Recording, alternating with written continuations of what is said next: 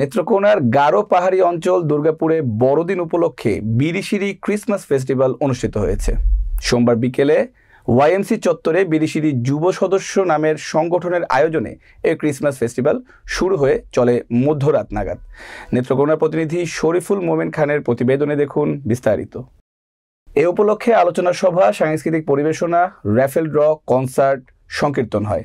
আলোচনা সভায় বক্তব্য রাখেন উপজেলা নির্বাহী কর্মকর্তা মোহাম্মদ নাভিদ রেজওয়ানুল কবির, উপজেলা একাডেমিক সুপারভাইজার নাসির উদ্দিন, আইনজীবী সোহেল খান, আয়োজক সংগঠনের উপদেষ্টা রুমন রাংসা সহ আরও অনেকে। বক্তারা বলেন, সব অশুভ শক্তিকে পরাজিত করে শুভ বার্তা বয়ে আসবে বড়দিনে, এটাই প্রত্যাশা। সাংস্কৃতিক পরিবেশনায় গারোদের আদি কৃষ্টি তুলে ধরে শিল্পীরা সঙ্গীত ও নৃত্য পরিবেশন করে। শেষে কনসার্ট পরিবেশন করে স্কাল ব্যান্ড, ওয়ারিস ব্যান্ড ও 90s ব্যান্ড।